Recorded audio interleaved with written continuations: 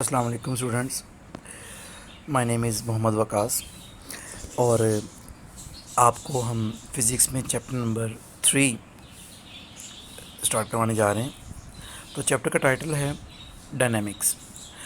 आप लोगों ने चैप्टर 1 में ब्रांचेस पढ़ी थी फ़िज़िक्स की। तो उन फ़िज़िक्स ब्रांचेस में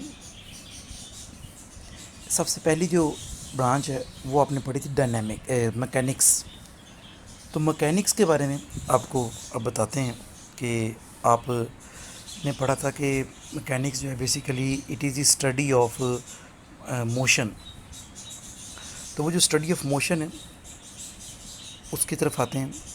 अब जो मैकेनिक्स है ना, इसकी फर्दर दो हमारे पास ब्रांचेस हैं। एक को हमने काइनेमेटिक्स कहा हुआ विच इज़ चैप्टर नंबर 2, और एक को हमने कहा हुआ dynamics which is chapter number 3। अब यहाँ पे ये जो डेफिनेशन है मैं उसको आपके लिए बोल्ड हाईलाइट भी कर रहा हूँ, बोल भी रहा हूँ।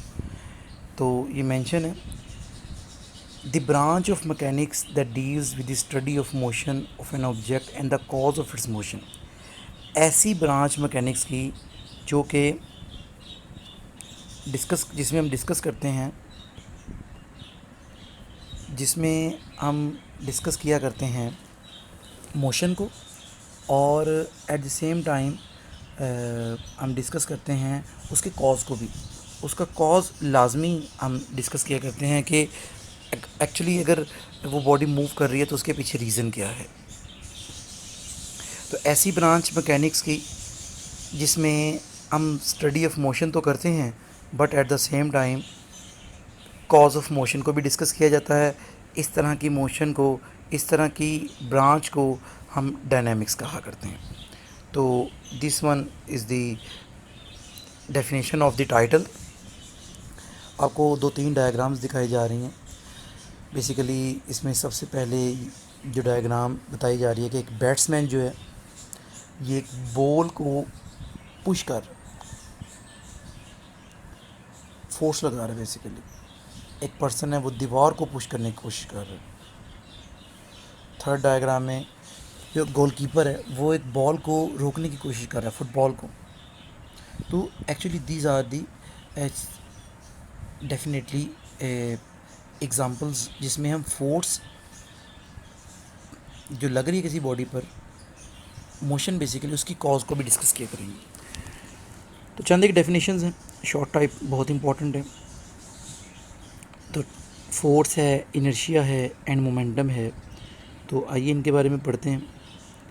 अब जैसे कि आप सबसे पहले फ़ोर्स के बारे में क्या बयान कर सकते हैं कि फ़ोर्स जो है एक्चुअली जब आप किसी दरवाज़े को ओपन करते हो, या तो उसको पुश करना पड़ता है या पुल करना पड़ता है। तो पुश और पुल दरअसल फ़ोर्स है। अब एक पर्सन है, वो एक डायग्राम ये भी है दिस वन। अब ये जो फूड वेंडर है डेफिनेटली ये भी अपनी जो व्हीकल है, व्हीकल ही कहेंगे इसको, इसकी इसकी जो रेडी है, कार्ट है, इसको भी पुश करता है, इसको फिर मूव करता है। तो पता ही लगा, जब आप किसी बॉडी को पुश या पुल करते हो डेफिनेटली वो मूव करती है, उस पर फोर्स एक्सर्ट होती है। तो फोर्स के लगाने से आप किसी भी बॉडी को मूव करवा सकते हो, एट द सेम टाइम उसको स्टॉप भी करवा सकते हो। अब जो वेंडर की मैंने आपसे एग्जाम बात की, उसमें ये बताया जा रहा है कि अगर आप उस पर फोर्स लगाओगे, आप वो वेंडर जो है वो फोर्स लगा के पुश करके अपने कार्ट की डायरेक्शन भी चेंज कर सकता है, स्पीड को भी मेंटेन कर सकता है, वगैरह वगैरह। बैट्समैन जो है, बॉलर उसको बॉल करता है, बैट्समैन अपने बैट की मदद से उस बॉल की डायरेक्शन चेंज कर देता है, स्पीड बदल देता है। ओके, ज़रूरी नहीं है कि हमेशा फोर्स जो है वो बॉडीज़ को मूव ही करे। फोर्स बॉडीज़ को स्टॉप भी करवा सकती है, जैसे डायग्राम नंबर 3.4 है। गोलकीपर बॉल को रोक रहा है,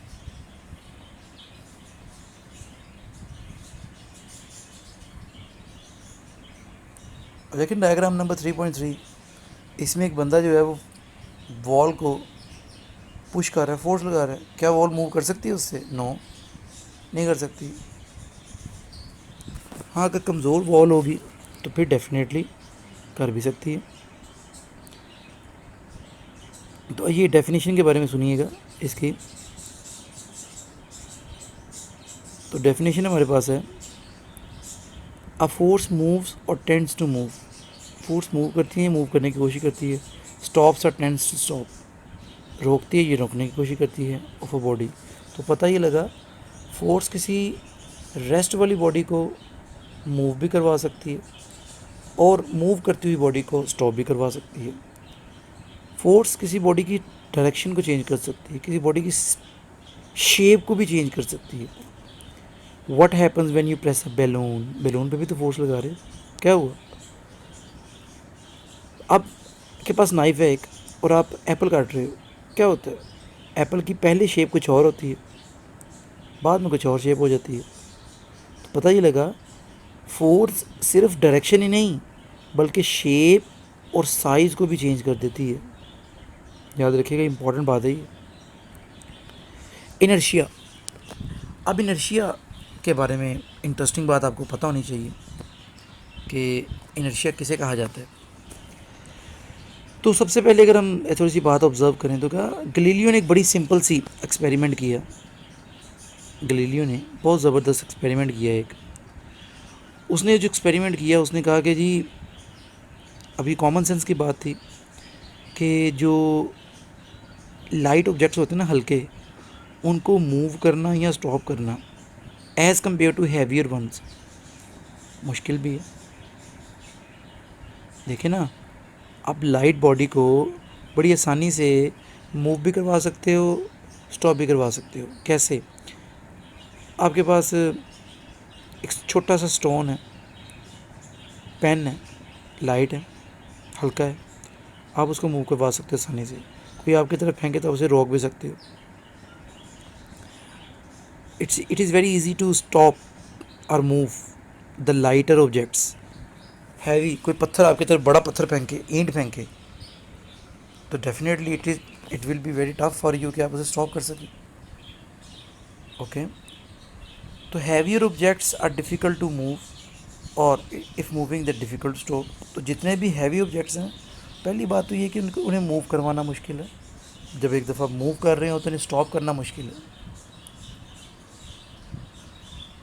Newton concluded that every body resist to the change in its state of rest or uniform motion in straight line. He called this property of matter as inertia. He related inertia of a body with its mass. Greater is the mass of a body, greater is its inertia. Inertia को हम mostly math से relate किया करते हैं। Pink box में definition भी mention है। Inertia किसी भी मटेरियल की प्रॉपर्टी होती है, ऐसी property due to which it can resist any change in its state of rest or motion. तो the property of defending itself, अपनी स्टेट को डिफेंड करना, चाहे वो रेस्ट पे हो चाहे वो यूनिफॉर्म मोशन में हो, पर होनी स्ट्रेट लाइन में चाहिए, हम उसको इनर्शिया कहा करते हैं। एक्सपेरिमेंट है, इसको आप खुद पढ़िएगा, आप अंडरस्टैंड कर जाएंगे। मोमेंटम। अब मैं आपको यहाँ पे एग्जांपल दूँ तो आपको बहुत ही इंटरेस्टिंग बात शो होगी यहाँ पे। वो ये है कि जो दो एग्जांपल्स दे रहा हूँ। बुलेट अगर इसको फायर किया जाए, बड़ा काम है ऐसा उसका, गोली का, क्या कोई रोक सकता है उसे? कोई आगे सामने कहे जी मैं रोक सकता हूँ उसे, हाँ जी मैं रोक सकता हूँ, इट इज़ नॉट पॉसिबल। कितना स्मॉल मैस है, पर जब ये किसी बॉडी के साथ हिट करेगी, इसका इम्पैक्ट ख़तरनाक होगा, बहुत ख़तरनाक होगा, क्योंकि उसका मैस तो बहुत कम है, एट द सेम टाइम उसकी स्पीड बहुत ज़्यादा है। अगर हम दूसरी एग्जांपल की बात करें, loaded truck, heavily loaded truck है, अगरचे उसकी स्पीड बहुत कम होगी, पर जब वो किसी बॉडी के साथ टकराएगा विद लो स्पीड, क्योंकि मैस उसका इनर्शिया बहुत ज़्यादा होगा, इसलिए इम्पैक्ट उसका भी ख़तरनाक होगा। तो मैस और वेलोसिटी के कम्बिनेशन से एक नई टर्म वजूद में आती है, that term is called momentum. तो तो किसी भी बॉडी का मैस और वेलोसिटी का जो प्रोडक्ट होता है उसको हम मोमेंटम कहते हैं। तो दोनों की बात कर रहे हैं हम। ऐसी फिज़िकल क्वांटिटी को हम मोमेंटम कहेंगे जिसमें मैस और वेलोसिटी को इंक्लूड किया जाएगा। मोमेंटम को पी से रिप्रेजेंट करते हैं। इसे बोल्ड होना चाहिए क्योंकि एक वेक्टर क्वांटिटी है। इसका फॉर्मूला मेंशन है मैस इंटू वेलोसिटी। वेलोसिटी के ऊपर बी एरो हेड होना चाहिए, मींस बोल्ड होना चाहिए। मोमेंटम एक वेक्टर क्वांटिटी है जिसके ऐसा यूनिट आपके सामने मेंशन है। मैस के किलोग्राम होते हैं और जो वेलोसिटी है उसके मीटर पर सेकंड होते हैं। इसके एक और यूनिट होते हैं न्यूटन सेकंड, याद रखिएगा, न्यूटन सेकंड भी इसी के यूनिट होते हैं। तो इन टॉपिक्स में हमारे पास जो आइडिया हुआ चंद एक टर्म्स का था। अब बेटे हमारे पास नेक्स्ट जो टॉपिक इसी में है वो न्यूटन्स लॉज ऑफ मोशन। अब न्यूटन के जो लॉज ऑफ मोशन है ये बहुत इम्पॉर्टेंट है। न्यूटन ने 3 लॉज प्रेजेंट किए, Newton's first law of motion, Newton second law of motion, Newton's third law of motion. तो आइए सबसे पहले हम न्यूटन फर्स्ट लॉ के बारे में पढ़ते हैं। तो न्यूटन जो फर्स्ट लॉ है बेसिकली बड़ा एक फंडामेंटल लॉ है। उसने कहा कोई भी बॉडी अगर रेस्ट पर होगी तो उसे रेस्ट पर रहना चाहिए, और कोई भी बॉडी अगर यूनिफॉर्म वेलोसिटी से मूव कर रही है तो उसे यूनिफॉर्म वेलोसिटी से मूव करते रहना चाहिए अगर उस पर किसी तरह की कोई एक्सटर्नल नेट फोर्स ना लगे।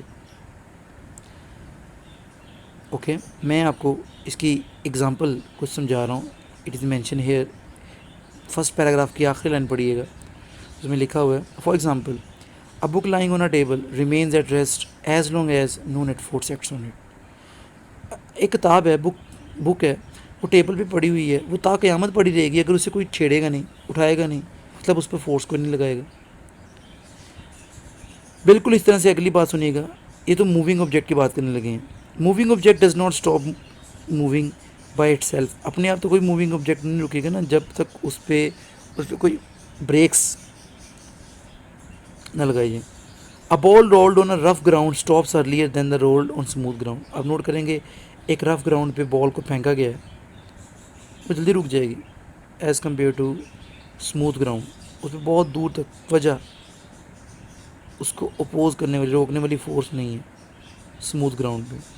It is because rough surfaces offer greater friction.